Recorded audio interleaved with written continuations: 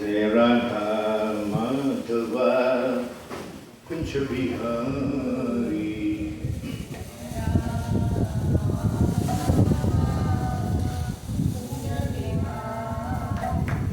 जय राधा माधवा कुंज बिहारी।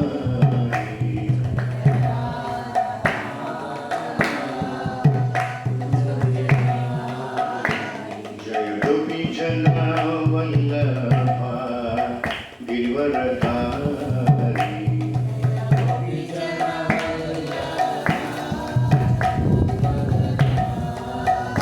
जय गोपी जना वल्लभा गिरिवरधारी।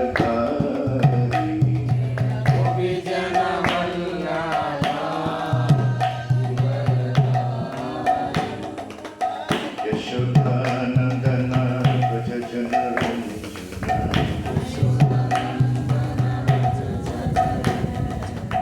यशोदानंदन व्रज जन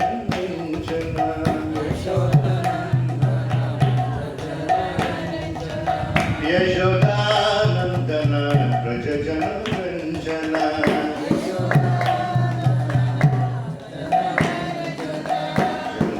तीरा वनचारी यमुन तीरा वनचारी।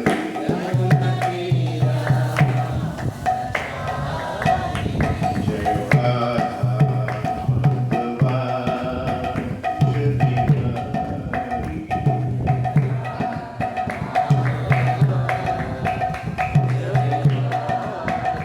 जय श्री कृष्ण चैतन्य प्रभु Nityanand Shri Advaita Gadadhar शिवसद्गुरुभक्तवृंद।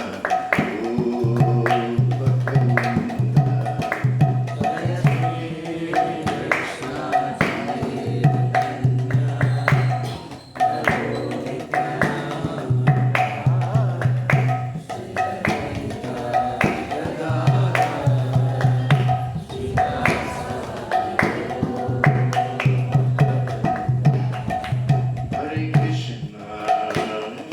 Krishna, Krishna Krishna, Hare Hare, Hare Rama, Rama Rama, Hare Hare.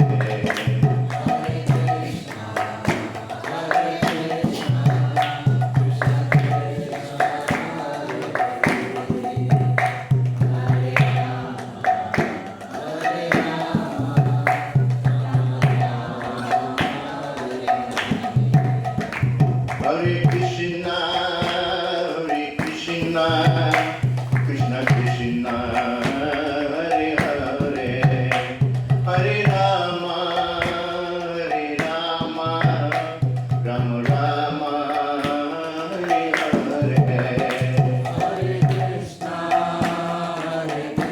Hare,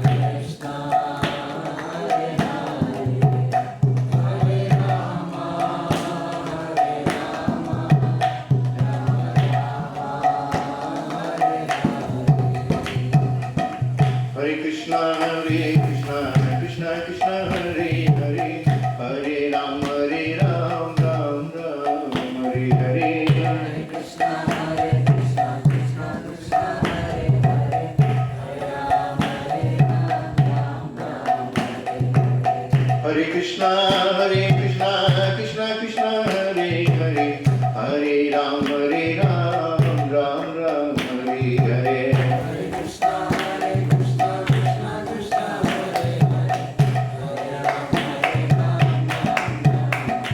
Hare Krishna, Krishna Krishna, Hare Hare, Hare Rama, Rama Rama,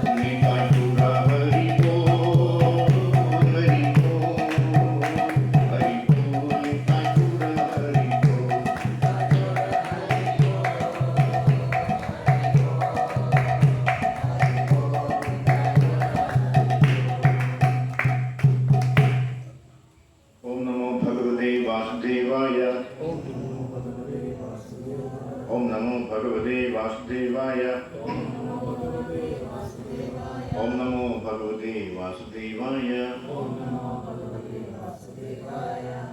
Hari ओम तत्सत्। ഭഗവത്ഗീത യഥാരൂപം അധ്യായം 16 ദേവാസുര ഭാവങ്ങൾ ശ്ലോകം 11 12.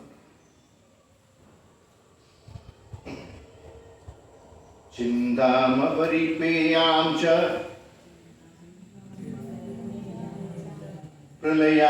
പ്രളയാന്താമുപാശ്രിതാ കാമോപഭോഗപരമാ യേതാവതിതി നിശ്ചിതാ ആശാപാശചതൈർബദ്ധാ കാമക്രോധപരായണാ ഈഹന്തെ കാമഭോഗാർത്ഥം അന്യായേനാർത്ഥസഞ്ചയാൻ ചിന്താമപരിപേയാം ച പ്രളയാന്താമുപാശ്രിതാ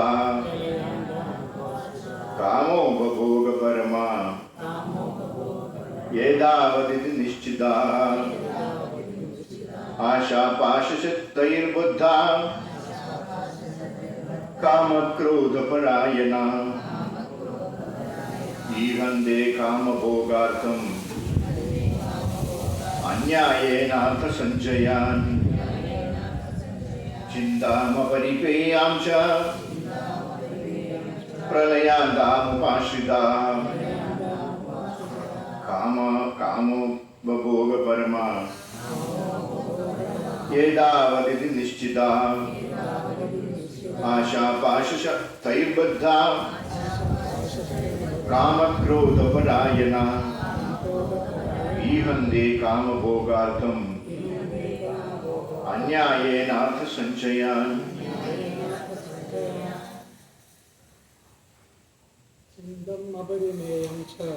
ചിന്താമപരിപേയാം ച പ്രളയാന്താമുപാശ്രിതാ കാമോപഭോഗപരമാ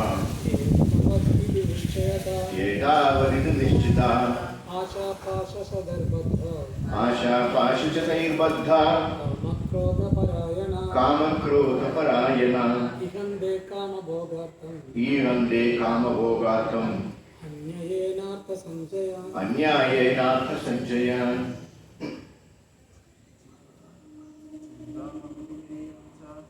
ചിന്താമപരിപേയാം ച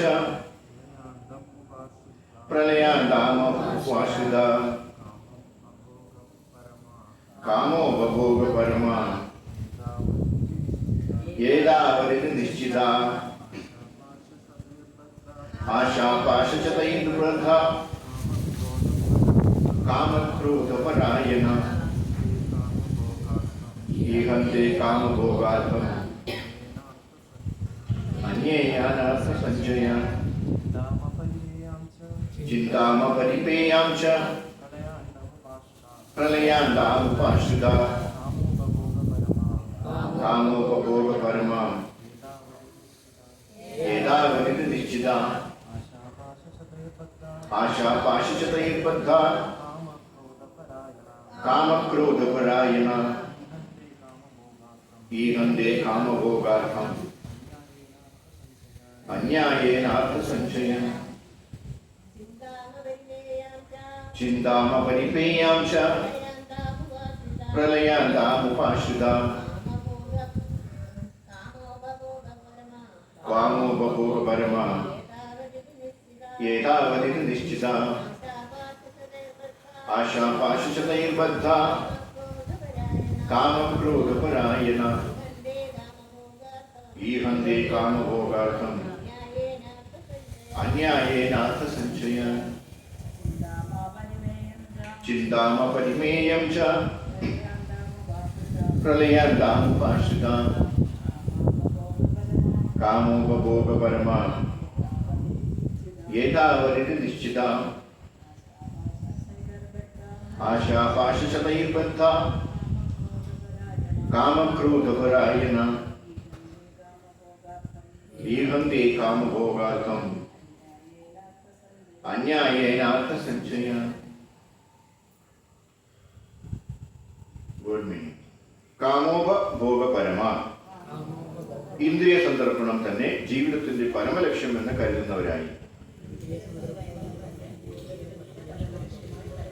ഏതാവത് ഇതി, ഇത്രയും മാത്രമേ സാധിക്കുവാനുള്ളൂ എന്ന് നിശ്ചയിച്ചവരായി.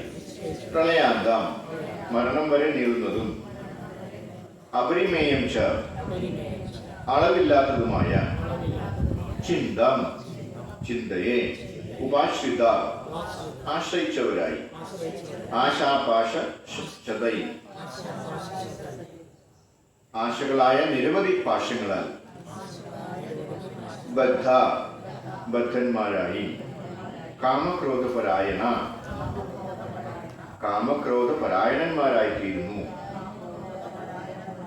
തേ, അവർ കാമഭോഗാർത്ഥം, കാമഭോഗത്തിന് വേണ്ടി, അന്യായേന, ന്യായം കൂടാതെയും, അർത്ഥസഞ്ചയാൻ, ധനം സമ്പാദിക്കുവാൻ, ഈഹന്തേ, ആഗ്രഹിക്കുന്നു. ഇന്ദ്രിയ സന്ദർപ്പണമാണ് മാനുഷിക സംസ്കാരത്തിന്റെ പ്രധാന ആവശ്യമെന്ന് അവർ കരുതുന്നു. അക്കാരണത്താൽ ജീവിതാവസാനം വരെ അളവറ്റ വ്യാകുലതയോടെ കഴിഞ്ഞുകൂടേണ്ടതായും വരുന്നു.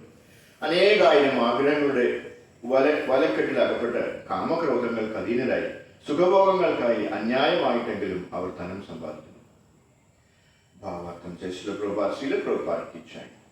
ഇന്ദ്രിയ സുഖാനുഭോഗമാണ് ജീവിതോദ്ദേശമെന്ന് കരുതുന്നവരാണ് ആസുര സ്വഭാവികൾ. മരണം വരെ ഈ വിശ്വാസം പുലർത്തുകയും ചെയ്യും.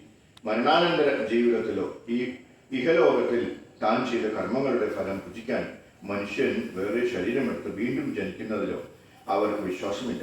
ജീവിതത്തിനായുള്ള അവരുടെ പരിപാടികൾ ആസൂത്രണം ചെയ്യപ്പെട്ടുകൊണ്ടേയിരിക്കും. അതിന് അവസാനമില്ല. ഇത്തരം ആസുരിക മനസ്ഥിതിയുള്ള ഒരാൾ മരണമടഞ്ഞ ഘട്ടത്തിലും തന്റെ പ്രവൃത്തി പരിപാടികൾ മുഴുവിപ്പിക്കാൻ വേണ്ടി 4 കൊല്ലത്തേക്ക് കൂടി തന്റെ ആയുസ് നീട്ടിക്കൊടുക്കാൻ ഡോക്ടറോട് ആവശ്യപ്പെട്ടതായി ഒരു സംഭവം ഉണ്ടായിട്ടുണ്ട്. ഒരു വിഷഗ്വരനും ജീവിതത്തെ നിമിഷ നേരത്തേക്ക് പോലും നീട്ടിക്കൊടുക്കാൻ കഴിവില്ലെന്ന് മൂഢന്മാർക്ക് അറിഞ്ഞുകൂടും. മൃത്യുമുഹൂർത്തം അടുത്താൽ മനുഷ്യന്റെ ഇഷ്ടത്തിന് പ്രസക്തിയില്ല. അനുഭവിക്കാൻ വിധിച്ചതിലേറെ ഒരൊറ്റ നിമിഷം പോലും പ്രകൃതി നിയമം നമുക്ക് അനുവദിച്ചു തരാറില്ല. അസുര സ്വഭാവി ഈശ്വരനിലോ തന്നിൽ തന്നെയുള്ള പരമാത്മാവിലോ വിശ്വസിക്കാത്തത് കൊണ്ട് ഇന്ദ്രിയ സുഖങ്ങൾക്കായി മാത്രം എല്ലാ പാപകർമ്മങ്ങളും ചെയ്യുന്നു. തന്റെ ഹൃദയത്തിൽ തന്നെ ഒരു സാക്ഷി കുടികൊള്ളുന്നുവെന്ന് അയാൾക്ക് അറിഞ്ഞുകൂടാ. വ്യക്തിഗത ജീവാത്മാവിന്റെ സകല കർമ്മങ്ങൾക്കും പരമാത്മാവ് സാക്ഷിയാണ്. ഉപനിഷത്തിൽ പറയുന്നുണ്ട്, 2 പക്ഷികൾ ഒരേ വൃക്ഷത്തിന്മേലുണ്ട്. ഒന്ന് ശാഖതോറും പറന്ന് കയ്പും മധുരവുമുള്ള ഫലങ്ങൾ ഭുജിക്കുകയാണ്. മറ്റേതാകട്ടെ സാക്ഷിയായി നിലകൊള്ളുന്നു.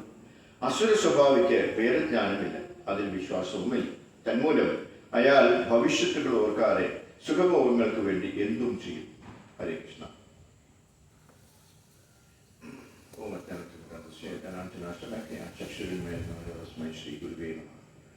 നമാവോ വിഷ്ണുപ്രദായ കൃഷ്ണപ്രസ്ഥായ ഭൂതലേ ശ്രീമതി ഭക്തിവേദാന്ത സ്വാമി നാമേ. നമസ്തേ സരസ്വതി ദേവി ഗൗരിവാചാര്യ നിർവിശേഷ ശൂന്യവാദി പാശ്ചാത്യ. ജയ ശ്രീകൃഷ്ണ ചൈതന്യ പ്രഭു നിത്യാനന്ദ ശ്രീ അദ്വൈത ഗതാധാര ശിവാസൻ ഗൗര ഭക്തവൃന്ദ. ഹരേ കൃഷ്ണ കൃഷ്ണ കൃഷ്ണ ഹരേ ഹരേ, ഹരേ രാമ രാമ രാമ ഹരേ. ഹരേ കൃഷ്ണ. എല്ലാവർക്കും മറ്റൊരു ഭഗവത്ഗീത ക്ലാസ്സിലേക്ക് സുസ്വാഗതം. എല്ലാവർക്കും എൻ്റെ വിനീതമായിട്ടുണ്ട് നമസ്കാരം. അപ്പോൾ ഇന്നത്തെ ശ്ലോകം വളരെ ഗംഭീരമാണ്. ഭഗവാൻ ഇവിടെ എന്താ പറയുന്നത്, ദേവാസുര ഭാവങ്ങളാണ് വർണ്ണിക്കുന്നത്. 24 ശ്ലോകമുണ്ട്. അതിൽ ആകപ്പാടെ ആദ്യത്തെ 3 ശ്ലോകമാണ് ദേവന്മാരുടെ സ്വഭാവം. ബാക്കി മുഴുവനും ഭഗവാൻ വിവരിച്ചിട്ട് അങ്ങോട്ട് തീരുന്നില്ല, അത്രയും വിവരിച്ചുകൊണ്ടിരിക്കുകയാണ്. 24, അതായത് 21 അസുരഭാവങ്ങളുണ്ട് അർത്ഥം അല്ലേ. 3 ദേവഗുണങ്ങൾ മാത്രമല്ല 3 ശ്ലോകത്തിൽ അല്ലേ. അത്രയ്ക്ക് ഉണ്ട് വിവരിക്കാനെന്നാണ്. അപ്പോ ഈ ലോകത്തുള്ള 90% ആൾക്കാരും എന്താണ്? അസുരന്മാരാണ്. അതുകൊണ്ടാണ് ഭഗവാന് ഇങ്ങനെ എല്ലാവരെയും പറഞ്ഞു തീർക്കാൻ പറ്റാത്തത് അല്ലെ. അത്രയ്ക്കും ആസുര സ്വഭാവികൾ. നമ്മളെല്ലാവരും അതിൽ പെടുന്നവരാണ്. നമ്മൾ സമ്മതിച്ചാലും ഇല്ലേ. അതിന് കാര്യം ഞാൻ പറഞ്ഞു.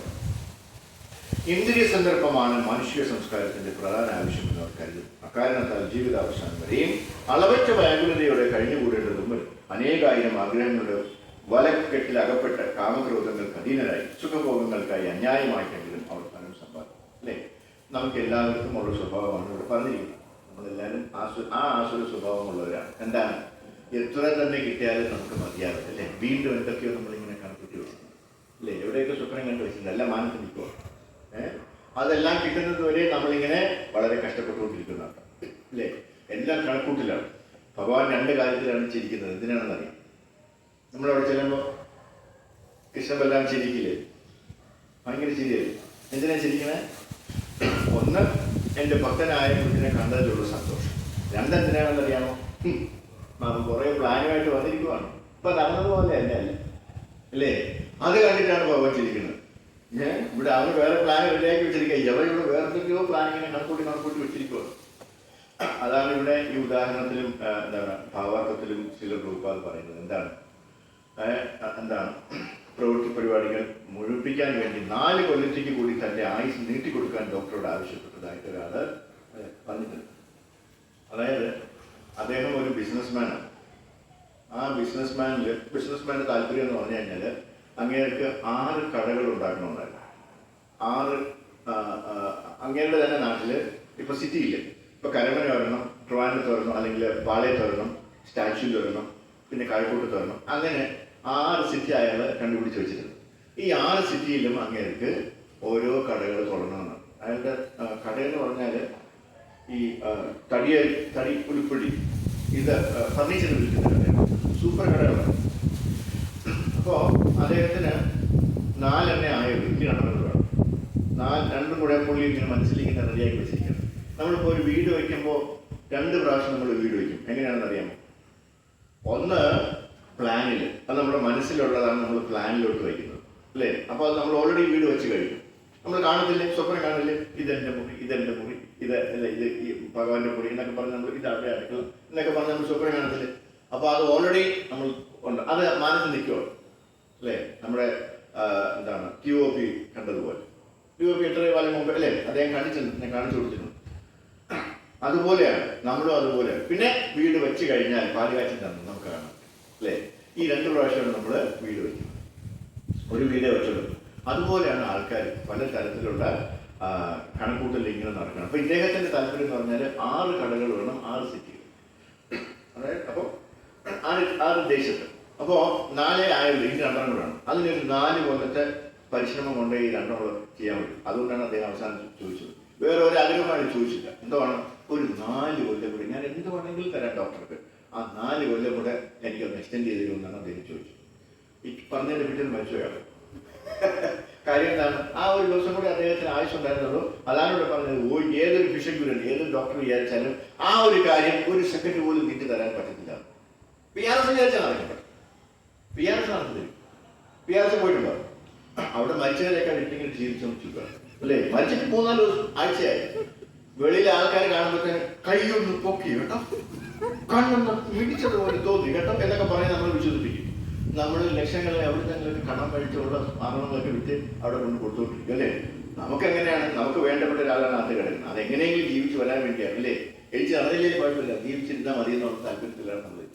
അതുകൊണ്ട് അത് ഈ ആശുപത്രിക്കാർ ഞാൻ കുഴപ്പമില്ല കണ്ടില്ല കുഴപ്പമല്ല. അതാ PRS എന്ന് ഞാൻ പറഞ്ഞത്, അല്ലേ? അപ്പോൾ ഈ പ്രൈവറ്റ് ഹോസ്പിറ്റലൊക്കെ എങ്ങനെയാണ്? കിംസ് ആണെങ്കിലും PRS ആണെങ്കിലും അങ്ങനെയുള്ള അനന്തപുരി ആണെങ്കിലും ഓണെങ്കിൽ ഗവൺമെൻറ് ഹോസ്പിറ്റലിൽ പോകും. പോയാൽ വലിയ കുഴപ്പമൊന്നും, അല്ലേ? വലിയ കുഴപ്പമൊന്നും ഇല്ലാതെ നമുക്ക് തിരിച്ചു വരാം. കുറച്ച് പൈസ കൊടുത്താൽ മതി. പക്ഷേ ഈ അങ്ങോട്ട് എഗൻസ്റ്റ് എനിക്കൊരു പക്ഷെ ഞാൻ ഉള്ള അവസ്ഥ പറയും. PRSിലേക്ക് പോയി കഴിഞ്ഞാൽ എനിക്ക് വന്ന അനുഭവം. എൻ്റെ സഹോദരിയുടെ ഭർത്താവിൻ്റെ അച്ഛൻ, അല്ലേ, PRS കൊണ്ടുപോയി. അദ്ദേഹം PRSിൻ്റെ എല്ലാം വേറെ ഇടത്തും പോയി. കാരണം PRSിൻ്റെ ചെയർമാൻ ഇയാളോട്ട് നല്ല കൂട്ടാണ്. അതുകൊണ്ട് പനി വന്നാൽ അവിടെ പോകുന്നു. പക്ഷെ അവസാനം എന്ത് പറ്റി? ഇദ്ദേഹം അവസാനം അവിടെ പോയിട്ട് ഒരാഴ്ചയ്ക്ക് പോകുന്നു. നമുക്ക് ബാക്കിയെല്ലാവരും ഇവിടുത്തെ എവിടെയെങ്കിലും ഇരിക്കാം. ഇപ്പം പോകും, നാളെ പോകുന്നു, അല്ലേ? കാര്യം ഇത് കഴിഞ്ഞാൽ അദ്ദേഹത്തിന് അവർ തിരിച്ചു പോകാൻ പറ്റുള്ളൂ. പക്ഷെ ഇതൊക്കെ സംഭവിച്ചതാണ്. അത്രയും അടുപ്പമുള്ള ആളിനോട് ഇത് കാണിച്ചെങ്കിൽ ഒരു അടുപ്പമില്ലാത്ത നമ്മളോടൊക്കെ എന്തോ ആയിരിക്കും കാണിക്കും, ഇല്ലേ? അദ്ദേഹത്തിന് ഒരാഴ്ച നമ്മൾ ഒരു മാസത്തേക്കല്ലേ. അല്ലേ? അവരിങ്ങനെ ട്രിപ്പൊക്കെ കൊടുത്ത് ഓട്ടോമേഷൻ എന്തൊക്കെയോ മെഷീനൊക്കെ ഇട്ടില്ല. അങ്ങനെ നമ്മളെ ഇടയ്ക്കിടയ്ക്ക് അതിനകത്തൂടെ ഇങ്ങനെ ദ്വാരത്തിൽ കൂടെ കാണിച്ചു തരാം. കിടക്കണം അത് തന്നെ, അത്രേ ഉള്ളൂ. അടുത്ത പോകാൻ സമ്മതിക്കും.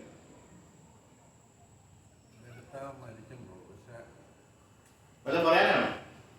എങ്ങനെ ചാനൽ പറയണ്ട അല്ലേ?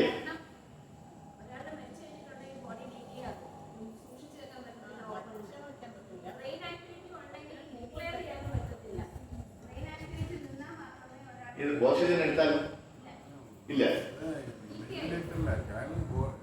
വെന്റിലേറ്ററില്ല. അതാണ് അത് എടുത്ത് മാറ്റിയിട്ടാണ്.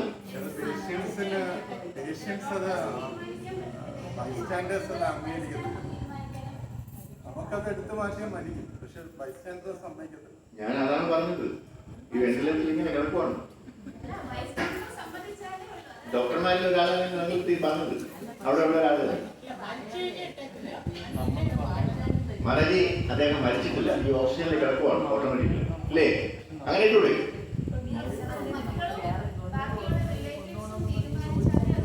അവർ പറഞ്ഞില്ല. കാരണം കുറെ മക്കളുണ്ട്, അവർ ഓരോരുത്തർ നീ പറയാൻ പറഞ്ഞിട്ടുണ്ട്. ആരും പറഞ്ഞില്ല. കാരണം അവസാനം പിന്നെ പറയില്ലേ, നീ ഒരുത്തനാണ് എൻ്റെ അച്ഛനെ കൊന്നെന്ന് പറയില്ലേ? അതുകൊണ്ട് അവർ പറഞ്ഞില്ല, ആരും പറഞ്ഞില്ല. അവസാനം നാട്ടുകാരെ കയറി പറഞ്ഞു. അപ്പോഴാണ് അവർ മാറ്റിയപ്പോൾ അന്ന് തന്നെ ഡെഡ് ബോഡി കിട്ടി.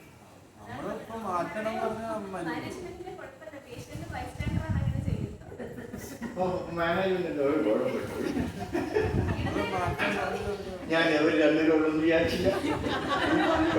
ഈ പാല പണി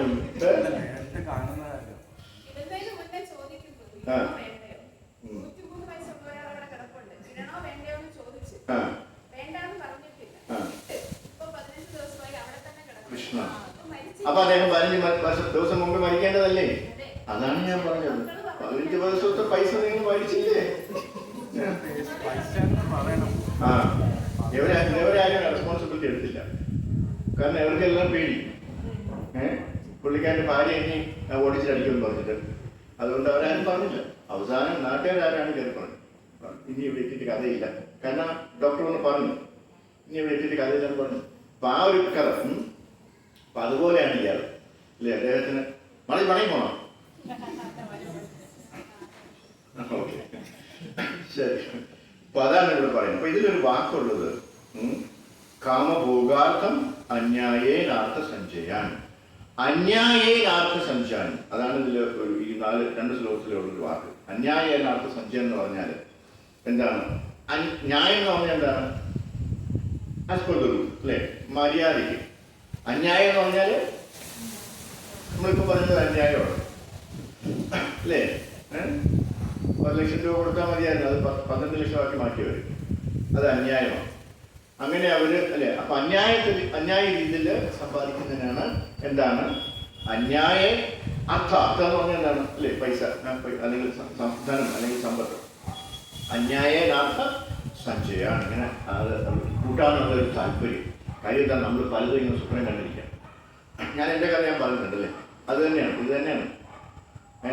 എനിക്ക് എത്ര വർഷം ആദ്യം എനിക്ക് തന്നെ? 5 കൊല്ലം, അല്ലേ? 5 കൊല്ലമാണ് അച്ഛൻ എനിക്ക് തന്നത്. 5 കൊല്ലം നിന്നിട്ട് ഒന്നും ആയി. നമ്മളെ കണക്കില്ലേ, കാൽക്കുലേഷൻസ് ഒന്നും ആയില്ല. അങ്ങനെ പിന്നെ ഒരു 5 കൊല്ലം കൂടെ കൂടിയിട്ടുണ്ട്. അങ്ങനെ എത്ര കൊല്ലം തന്നു? 30 കൊല്ലം കൂടുതൽ, അല്ലേ? ഓരോ കണക്കൂട്ടിലാണ്. അപ്പൊ ഇതൊക്കെ ധാരണോണെ പറഞ്ഞു, ഇതെല്ലാം നമ്മുടെ കഥയാണ്. ആ ആഗ്രഹങ്ങൾ നമുക്ക് ഒരിക്കലും തീരില്ല. അതിനു വേണ്ടി നമ്മളിങ്ങനെ കഷ്ടപ്പെട്ടുകൊണ്ടിരിക്കും. അതാണ് ഈ ശ്ലോകം പറയുന്നത്. അപ്പൊ ഇനി നമ്മൾ വായിക്കാം. ഇന്ദ്രിയ സന്ദർപ്പണം എന്ന മാനുഷിക സംസ്കാരത്തിന്റെ പ്രധാന ആവശ്യമെന്ന് അവർ കരുതുന്നു. അക്കാരണത്താൽ ജീവിതാവസാനം വരെയും അളവറ്റ വ്യാകുലതയോടെ കഴിഞ്ഞുകൂടേണ്ടതായും വരുന്നു. അനേകായിരം ആഗ്രഹങ്ങളുടെ വലക്കെട്ടിലകപ്പെട്ട് കാമക്രോധങ്ങൾക്ക് അധീനരായി സുഖഭോഗങ്ങൾക്കായി അന്യായമായിട്ടെങ്കിലും അവർ ധനം സമ്പാദിക്കുന്നു. ഓരോരുത്തരുടെ താല്പര്യങ്ങളൊക്കെ നമ്മൾ കണ്ടു കഴിഞ്ഞാൽ നമുക്ക് എന്താണ് വളരെ പ്രയാസം തോന്നും. ഞാൻ യമനിൽ പോയപ്പോൾ, സന എന്ന് പറഞ്ഞൊരു സ്ഥലമുണ്ട്, അവിടെ പോയപ്പോൾ ഈ സ്ട്രീറ്റുകളിലൊക്കെ കൊച്ചു പിള്ളേർ വന്നിട്ട് ഈ ഓർക്കോട്ടുണ്ടല്ലോ, കോട്ട് വയ്ക്കും, അല്ലേ? അത് അവരുടെ അച്ഛൻ്റെ കോട്ടാണ്. കാര്യം എന്താണ്? അവിടെ ഒരു സാധനമുണ്ട്, ഈ കാട്ടെന്ന് പറഞ്ഞൊരു സാധനം. അത് തിന്നാനായിട്ട് പൈസ വേണം, നല്ല പൈസയാണ്. അത് ഈ കഞ്ചാവ് പോലത്തെ ഈ മറിച്ചുവാർത്ത പോലത്തെ ഒരു സാധനമാണ്. ഈ റോഡിലൊക്കെ വളരുള്ളൂ. റോഡിലാണ് വളർത്തുന്നതെങ്കിലും അതെല്ലാം മന്ത്രിമാരാണ് വളർത്തുന്നത്. അത് അങ്ങനെ നമ്മളെ കാലം പോയി പറിച്ചു കഴിഞ്ഞാൽ എവിടെ നിന്ന് വരുന്നതെന്ന് അറിയില്ല, നമ്മൾ അപ്പം തന്നെ വെടിവെച്ച് പറ്റും. നമ്മളിവിടെ ഒളിച്ചിരിക്കുക, ഇത് പറിച്ചുകൊണ്ട് പോകുന്ന ആരെങ്കിലും ഉണ്ടെങ്കിൽ പിടിച്ചോട്ടെ. അങ്ങനെ ഒരു സ്ഥലമാണ്. അവിടെ ഈ കോട്ട എന്തിനാ വിൽക്കുന്നതെന്ന് വെച്ച് കഴിഞ്ഞാൽ അന്ന് വൈകിട്ട് ഇയാളുടെ അച്ഛന് കാറ്റ് വാങ്ങിച്ച് തിന്നാനുള്ള പൈസയ്ക്കാണ്. പിന്നെ ഈ കൊച്ചു പിള്ളേരൊക്കെ ഈ ചീപ്പും കണ്ണാടിയും അങ്ങനെയുള്ള ഈ കാറിലൊക്കെ വയ്ക്കുന്ന കാര്യങ്ങളൊക്കെ ഉണ്ടല്ലോ, അതൊക്കെ കൊണ്ട് നടക്കും, വിൽക്കും. കൊച്ചു പിള്ളേർ സ്കൂളിലൊന്നും വിടത്തില്ലായിരുന്നു. കാര്യം എന്താണ്? അന്ന് വൈകിട്ടാകുമ്പോൾ ഇത്രയും പൈസ ഈ കൊച്ച് അച്ഛനെ കൊണ്ട് കൊടുക്കണം.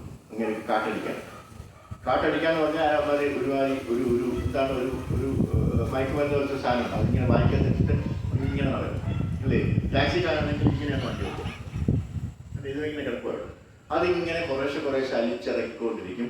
ഒരു 6 മണിയാകുമ്പോഴത്തേന് ഇവരങ്ങോട്ട് പറന്ന് തുടങ്ങും. അതിൻ്റെ എഫക്റ്റ് വരും. അവരിങ്ങനെ പറന്ന് ആകാശത്തൊക്കെ പോയി പലരും ഇങ്ങനെ അപ്പുറത്തും ഇപ്പുറത്തൊക്കെ നിന്ന് അവർ മസാജ് ചെയ്യുന്നതായിട്ടൊക്കെ അവർക്ക് തോന്നും അല്ലേ. ഭയങ്കര സുഖമാണ്. നേരെ വിളിക്കുമ്പോൾ ഓടെ കിടക്കണം അല്ലേ. പറന്ന് നടക്കാൻ വയ്യ, അതുകൊണ്ട് ഓടെ കിടക്കണം, നടന്നു പോകാൻ പറ്റില്ല. എല്ലാത്തിനും രാവിലെ ഈ ഭാര്യമാരെ അന്വേഷിച്ച് നടന്ന് ഓടയിൽ നിന്ന് ബാക്കി എടുത്തിട്ട് പോയി വീട്ടിൽ അല്ലേ. കുറച്ച് കഴിയുമ്പോൾ ഇതിൻ്റെ കെട്ടൊക്കെ നിങ്ങൾ ആഹാരമേ കഴിക്കത്തില്ല, ഇത് മാത്രമേ കഴിക്കത്തുള്ളൂ. അതുകൊണ്ട് എല്ലാം ഇങ്ങനെയാണ് ഇരിക്കണം. അവിടെ ഇത് നിരോധിക്കേണ്ടത് എന്താണ്? ഗവൺമെൻറ്റാണ്. ഗവൺമെൻറ്റിലുള്ള മന്ത്രിമാരാണ് ഇതെല്ലാം ഉണ്ടാക്കുന്നത് അല്ലേ. ഇതിൻ്റെ പ്രൊഡക്ഷൻ കൾട്ടിവേഷൻ വഴി അവരാണ്. അതുകൊണ്ട് അവരിത് ആരും നിരോധിക്കത്തില്ല അല്ലേ. ഞാൻ നേരിട്ട് കണ്ടതാണ്. കെയ്റോയിൽ ഈജിപ്തിൽ ചെന്നപ്പോൾ എൻ്റെ കൂടെ ഉണ്ടായിരുന്ന സ്റ്റാഫ്, എന്നെ കൊണ്ടുവരുന്ന സ്റ്റാഫാണ്. അദ്ദേഹത്തിൻ്റെ ആ വീരകൃത്യങ്ങൾ പറയാൻ വേണ്ടി പറയണം. അവരുടെ ഓരോരുത്തരുടെയും താല്പര്യമാണ്. അങ്ങനെ കാശുണ്ടാക്കുന്നത് മുഴുവൻ ഈ ചിപ്പി നമ്മളെ കയ്യിലേക്ക് പിടിക്കുന്ന ചിപ്പി, ജീവനുള്ള ചിപ്പിയില്ലേ, അവർ ജീവനുള്ള ചിപ്പിയെ വാങ്ങിച്ചിട്ട് ആ ജീവനോടുകൂടി ആ തോടെടുത്ത് കളഞ്ഞിട്ട് അതോടെ വീഴും. എനിക്ക് തന്നോ, ഞാൻ പറഞ്ഞു എനിക്ക് കണ്ടെന്നോ അല്ലേ. അതിനു വേണ്ടിയാണ് അവൻ ഈ കാശുണ്ടാക്കുന്നത്. അവന് എല്ലാം ഓവർ ടൈം ചെയ്യും, കഷ്ടപ്പെടും, ഒരുപാട് പണി ചെയ്യും. ഏത് ജോലി കൊടുത്താലും അവൻ ചെയ്തു. നല്ലൊരു ഓഫീസറാണ്. പക്ഷെ ഏത് ഓവർ ടൈം അങ്ങനെ പുള്ളി ചെയ്യാൻ വേണ്ടിയാണ്. കാര്യം എന്താണ്? ഇങ്ങനെ ഇത് കഴിക്കാനാണ്. ഇത് കഴിച്ചാലേ അങ്ങനെ തൃപ്തി വരുള്ളൂ. എന്തെങ്കിലും വേവിച്ച് കഴിച്ചാൽ ചോറൊന്നും കഴിക്കാൻ കണ്ടിട്ടില്ല. ഇങ്ങനെയുള്ള കാര്യങ്ങളാണ് പച്ചയ്ക്കാണ് തിന്നുന്നത്. ഇതെവിടെ പോകും? ഇത് രാത്രി വീട്ടിൽ കിടന്ന് അല്ലേ, വലിയ കിടന്ന് ഓടുമായിരിക്കും അത് അങ്ങോട്ട് അല്ലേ. കാരണം ജീവനോടുകൂടെ അത് വീടിക്കണേ. എൻ്റെ അടുത്ത് പറഞ്ഞു അത് വേണമെങ്കിൽ കഴിക്കാൻ. ശരി. അപ്പോൾ അതാണ്. അപ്പം അങ്ങനെ ഇത് ഓരോരുത്തരുടെ നമ്മൾ ആഗ്രഹങ്ങൾ നോക്കിക്കഴിഞ്ഞാൽ, അവരുടെ അഭിലാഷങ്ങൾ നോക്കിക്കഴിഞ്ഞാൽ നമ്മൾ തന്നെ അർത്ഥപ്പെട്ടു ഇങ്ങനെയൊക്കെ ആൾക്കാരുണ്ട്.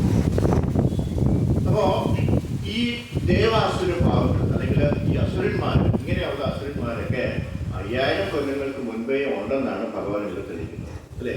ഇവിടെ ഇത് ശ്ലോകം പറഞ്ഞാലാണ് ശ്രീ ഭഗവാൻ ഉപാധിച്ചാണ് അല്ലെ. ഭഗവാനാണ് പറയുന്നത് അർജുനൻ. അപ്പോൾ കൃഷ്ണൻ ഈ വാക്കുകളെല്ലാം 5000 വർഷങ്ങൾക്ക് മുൻപ് പറഞ്ഞു. ദശലക്ഷക്കണക്കിന് വർഷങ്ങൾ കണക്കിലെടുക്കുന്നതിന് പുറമെ പ്രകൃതി നിയമം ഒന്ന് തന്നെ ആയതിനാൽ 5000 വർഷങ്ങൾക്ക് മുൻപ് പോലും എന്താണ് നമ്മൾ ഇപ്പോഴുള്ളതുപോലെ തന്നെ അസുരന്മാരെ കണ്ടെത്താൻ സാധിക്കുന്നത്. അസുരന്മാരെ കുറിച്ചുള്ള ഈ വാക്കുകൾ അല്ലെങ്കിൽ നമുക്കറിയാം, രാവണൻ അല്ലെ, ഹിരണ്യകശിപു, കംസൻ തുടങ്ങിയ അസുരന്മാരുണ്ടായിരുന്നു. ചരിത്രപരമായ അസുരന്മാർ നിരവധിയായിരുന്നു. എന്നാൽ അവരുടെ ജീവിത പ്രക്രിയ ആധുനിക അസുരന്മാരുടേതിൽ നിന്ന് തുല്യമായി, ഒരു മാറ്റമില്ല. അതിനാൽ ശാസ്ത്രം എന്നാൽ അത് എല്ലാ കാലത്തേക്കും ഉള്ളതാണ്. അപ്പൊ ഈ ശാസ്ത്രം പറയുന്നതെല്ലാം ഈ 5000 കൊല്ലം മുൻപേ ഉള്ളതല്ല. ഇനിയൊരു 50,000 കൊല്ലം വന്നു കഴിഞ്ഞാലും അത് ഈ ശാസ്ത്രം തന്നെയാണ്, അത് സത്യമാണ്. ശാസ്ത്രം പണ്ട് മറ്റെന്തോ വേണ്ടിയും ഇപ്പോൾ മറ്റെന്തിനോ വേണ്ടിയും ഉദ്ദേശിച്ചതല്ല.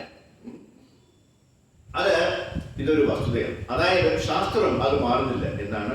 സമയം, സ്ഥലം, അന്തരീക്ഷം അനുസരിച്ച് എല്ലാം ഒന്ന് തന്നെയാണ്. അപ്പം പണ്ട് പറഞ്ഞത് തന്നെയാണ് അല്ലേ ഇപ്പോഴും നടക്കുന്നത്. പണ്ട് 5000 കൊല്ലം മുമ്പേ പറഞ്ഞ കാര്യം തന്നെയാണ് എന്താ അല്ലേ. ഇപ്പോഴും അസുരന്മാരുണ്ട്, അതുപോലെയുള്ള ആ സ്വഭാവമുള്ള ആൾക്കാരുണ്ട്. അപ്പൊ ഇവിടെ നേരത്തെ കണ്ടല്ലോ, അന്യായന അർത്ഥ സഞ്ചയൻ, കരിഞ്ചന്തയിലൂടെ പണം സമ്പാദിക്കുക. അന്യായന എന്ന് പറയാൻ, ന്യായ എന്നാൽ നിയമമായി, അന്യായ എന്നാൽ നിയമവിരുദ്ധം. അതിനാൽ അന്യായനാർത്ഥ സഞ്ചയാൻ ആ സമയത്തും ഈ രീതി ഉണ്ടായിരുന്നു. ഇത് ചെറിയ തോതിലായിരിക്കും, പക്ഷേ കരിഞ്ചന്ത എന്നറിയപ്പെടുന്ന ഇന്നത്തെ നിമിഷത്തിലും ഇതേ കാര്യം നടക്കുന്നു. കരിഞ്ചന്ത എന്നാൽ അന്യായനാർത്ഥ സഞ്ചയാൻ. ആരെങ്കിലും അറിയാം കരിഞ്ചന്ത എന്താണെന്ന്? പണ്ടൊക്കെ അത് ഉണ്ടായിരുന്നു. പ്രത്യേകിച്ച് ആ യുദ്ധം നടന്ന സമയത്തൊക്കെ അരി ഗോതമ്പൊന്നും മേടിക്കാൻ കിട്ടുന്നില്ലേ? നിങ്ങളുടെ എത്ര പേർക്ക് അറിയാമെന്നില്ല അല്ലേ? ഏതാണ്ട് ഞാൻ ജനിച്ച സമയത്തൊക്കെ ആ സമയത്ത് ഈ അരിയും ഗോതമ്പൊന്നും റേഷൻ കടയിൽ നിന്ന് കിട്ടുന്നില്ല. റേഷൻ കടയിലൂടെ കിട്ടുന്നില്ലായിരുന്നു അരിയൊക്കെ അന്ന്. ഇപ്പോഴാണ് മറ്റുള്ള കടകളിലൊക്കെ കൊടുത്തു തുടങ്ങി, പ്രൊവിഷൻ സ്റ്റോറിൽ കൊടുത്തു. പണ്ടൊക്കെ അത് റേഷൻ കടയിൽ മാത്രമേ കിട്ടുള്ളൂ. അല്ലേ? അന്ന് ഈ യുദ്ധം നടന്ന സമയത്ത്, പാകിസ്ഥാൻ ഇന്ത്യ യുദ്ധം നടന്ന സമയത്തൊക്കെ അരിയൊക്കെ ഭയങ്കര ക്ഷാമമായി. അപ്പൊ ഈ 11 രൂപയ്ക്കുള്ള അരിയൊക്കെ വെളിയിൽ അവർ 50 രൂപയ്ക്കൊക്കെ വിൽക്കാം. അതിനെയാണ് കരിഞ്ചന്ത എന്ന് പറയുന്നത്. ഒളിച്ചു വെച്ചിട്ട് അല്ലേ? പിന്നെ അത് സിമെന്റും ചുടുകല്ലും മണലും ഒക്കെ ആയി കരിഞ്ചന്ത. ആ മാർക്കറ്റ് അതാണ് പിടിച്ചത്. അപ്പൊ കരിഞ്ചന്ത എന്ന് പറഞ്ഞാല് ചെറിയ കുറച്ച് വില കൊടുത്തിട്ട് മേടിച്ചിട്ട് നമ്മൾ ഒളിപ്പിച്ച് വെച്ചിട്ട് അതില്ലാതെ വരുമ്പോൾ അത് ആൾക്കാർക്ക് അല്ലെ 10 ഇരട്ടി വിലയ്ക്ക് വിൽക്കുക. അതിനാണ് കരിഞ്ചന്ത. അപ്പൊ ഇതൊക്കെ എന്തിനാണ് വിൽക്കുന്നത്? അത്രയ്ക്കും പൈസ ഉണ്ടാക്കാൻ വേണ്ടിയിട്ടാണ് അല്ലേ? ആ പൈസ കൂടെ കിട്ടിയാലേ എനിക്ക് ആ പ്രൊജക്ട് നടക്കുള്ളൂ. അതിനുവേണ്ടിയാണ് അവര് ഇതൊക്കെ സൂക്ഷിച്ച് വെച്ച് ഇങ്ങനെ ചെയ്യും. ഇപ്പൊ അതുപോലെയാണ് മണ്ണെണ്ണ. അപ്പൊ മണ്ണെണ്ണ കിട്ടാറുണ്ടോ? മണ്ണെണ്ണ വാങ്ങിക്കാറുണ്ടോ? ഇല്ല. കാര്യം എന്താണ്? അതെല്ലാം പൂജ വെച്ചിരിക്കുക ഇല്ലേ? പക്ഷെ അത്യാവശ്യം മണ്ണെണ്ണ കിട്ടുന്നു അല്ലേ? ഉഷമാതിരി ചോദിച്ചാൽ അറിയാം എവിടെ കിട്ടുമെന്ന് അറിയാം അല്ലേ? പക്ഷെ അത്രയ്ക്ക് വില 100-300 രൂപ കൊടുക്കണം എങ്കിലേ ഒരു മുത്തി കിട്ടത്തുള്ളൂ. അതാണ് കരിഞ്ചന്ത. അപ്പൊ എന്തിനാണെന്ന് ചോദിച്ചു കഴിഞ്ഞാല് ഓരോ ആൾക്കാരുടെയും ആവശ്യാർത്ഥം അല്ലെങ്കിൽ ആഗ്രഹാർത്ഥം ഓരോ കാര്യങ്ങൾ വാങ്ങിക്കാനായിട്ട് അവര് അന്യായമായിട്ട് ഉണ്ടാക്കുന്ന പൈസയാണ് അല്ലെ ഈ മാർക്കറ്റിലൂടെ അവർ സ്വരൂപിച്ചു കൊടുക്കും. അന്യായം എന്നാൽ നിയമവിരുദ്ധം, ന്യായം എന്നാൽ നിയമമായി. അതിനാൽ കരിഞ്ചന്തയിലൂടെ പണം സ്വരൂപിക്കാൻ വളരെയധികം ആഗ്രഹിക്കുന്ന ഈ ഭൂതങ്ങൾ അല്ലെ, അവ അപരിമേയം, അളക്കാനാവാത്ത ഉത്കണ്ഠ. ഭൗതിക ലോകത്ത് നമ്മൾ എന്ത് ചെയ്താലും അതിൽ ചിന്ത കൊണ്ട് ഉത്കണ്ഠയുണ്ട് അല്ലെ? നമ്മുടെ ഈ കൃഷ്ണാബോധ പ്രസ്ഥാനത്തിലെയും എല്ലാ പ്രവർത്തനങ്ങളിലും അവ ഭൗതികമല്ല, അവയെല്ലാം ആത്മീയമാണ് അല്ലെ? നമ്മളിപ്പോ കൃഷ്ണാബോധത്തിൽ എന്ത് ചെയ്തു കഴിഞ്ഞാലും അത് ഭൗതികമാണോ? അല്ല, അതെല്ലാം ആത്മീയമാണ്. നമ്മൾ ഈ പൈസയൊക്കെ ആയിട്ട് നമ്മൾ ട്രാൻസാക്ഷൻസ് നടത്തുന്നെങ്കിലും അതെല്ലാം തന്നെ ആത്മീയമാണ്. എന്നിട്ടും അത് ഭൗതിക ലോകത്തിൽ നടപ്പിലാക്കുന്നതിനാൽ നമുക്ക് വളരെയധികം ഉത്കണ്ഠയാണ്. കാരണം നമ്മൾ ഭൗതിക ലോകത്തിലാണ്. ആ ഉത്കണ്ഠയും ഭക്തിയുമാണ്. അത് മറ്റൊന്നുമല്ല, അത് ഭൗതികമല്ല. ഒരു സ്വത്ത് എങ്ങനെ സംരക്ഷിക്കണം, ഈ പ്രസ്ഥാനത്തെ എങ്ങനെ മുന്നോട്ട് നയിക്കണം അല്ലെ, ആളുകൾ അത് എങ്ങനെ സ്വീകരിക്കും, നാം എന്ത് നടപടി സ്വീകരിക്കണം എന്നതിനെ കുറിച്ച് നമ്മൾ എപ്പോഴും ഉത്കണ്ഠാകുകയാണ്. ഇപ്പൊ നമ്മൾ ജയസാക്ഷി പ്രഭുവിനോട് ചോദിച്ചു കഴിഞ്ഞാൽ ജയസാക്ഷി പ്രഭു പറയും, ഒരു മാസം അല്ലെ നമുക്ക് കഴിച്ചു കൂടണമെങ്കിൽ ഇത്രയും ലക്ഷം രൂപ ഉണ്ടെങ്കിൽ പറ്റത്തുള്ളൂ. കാര്യം എന്താണ്? കൃഷ്ണ ബലരാം ടെമ്പിൾ മാത്രമല്ല അല്ലേ, നമുക്ക് ഇവിടെയെല്ലാം ടെമ്പിൾസ് ഉണ്ട്. കരമനയുണ്ട്, പാറശാലയുണ്ട്, തിരുവല്ലയിലുണ്ട്, അങ്ങനെ പലയിടത്തും സെന്റേഴ്സില്ലേ. ഇതെല്ലാം ഓർഡർ എന്നുണ്ടെങ്കിൽ എത്രയോ പൈസ ഒരു മാസം കിട്ടിയാൽ പറ്റത്തുള്ളൂ അല്ലേ? അപ്പൊ അതിന്റെ ടെൻഷനിലാണ് അദ്ദേഹം ആത്മീയമായിട്ട് 24 മണിക്കൂർ ആത്മീയമാണെങ്കിലും അദ്ദേഹത്തിന് ആ ടെൻഷൻ ഉണ്ടാവില്ലേ അല്ലെ, ആ ഉത്കണ്ഠയില്ലേ? അതാണ് ഇവിടെ പറയുന്നത്. അപ്പൊ അതുകൊണ്ട് ആത്മീയമായിട്ടാണെങ്കിലും നമുക്ക് എന്താണ്, ഈ ഭൗതിക ലോകത്തായതുകൊണ്ട് നമുക്ക് ആ ടെൻഷൻ ഉണ്ട്. നാളെ ഇനി എങ്ങനെ ആ പൈസ എങ്ങനെ ഒപ്പിക്കും എന്നുള്ളൊരു വിഷമം എപ്പോഴും നമുക്ക് ഉണ്ടാവുന്നതാണ്. അതാണ് ഉത്കണ്ഠ. വൃന്ദാവനത്തിൽ പോലും ഉത്കണ്ഠയുണ്ട്. അതെന്തിനാണ് വൃന്ദാവനത്തിലുള്ള ആൾക്കാർ ഗോപികമാർക്ക് ഉത്കണ്ഠ എന്തിനാണ്? അവർക്ക് ഉത്കണ്ഠ ഉണ്ടെന്നാണ് പറയുന്നത്. കാരണം എന്താണ്? അവര് രാവിലെ ഭഗവാൻ പോകുമ്പോൾ അവരിങ്ങനെ നോക്കി നിൽക്കും അല്ലേ? അവരുടെ വിഷമം എന്ന് പറഞ്ഞാൽ, അവരുടെ പ്രയാസം എന്ന് പറഞ്ഞു കഴിഞ്ഞാൽ, ഭഗവാന്റെ ആ പാദപത്മങ്ങൾ വളരെയധികം സോഫ്റ്റാണ്, താമര പോലെ ഇരിക്കുക അല്ലേ? അതെല്ലാം ഈ കല്ലിലോട്ട് നടന്നു പോകുമ്പോൾ മുള്ളും കല്ലൊക്കെ ഉണ്ടാവില്ലേ? അപ്പൊ ഭഗവാന്റെ കാലിൽ അത് കൊടുത്താല് അവർക്ക് വിഷമം, അദ്ദേഹത്തിന് വേദനിക്കില്ല എന്ന് വിചാരിച്ച് അത് ആലോചിച്ച് ബോധപ്പെട്ട് വീഴുകയാണ്. അതാണ് അവിടുത്തെ ഗോപികമാരുടെ എന്താണ് ആ കോൺഷ്യസ് എന്ന് പറയുന്നത് അല്ലേ? അപ്പൊ അവർക്കും ഉത്കണ്ഠയുണ്ട് എന്നർത്ഥം അല്ലേ?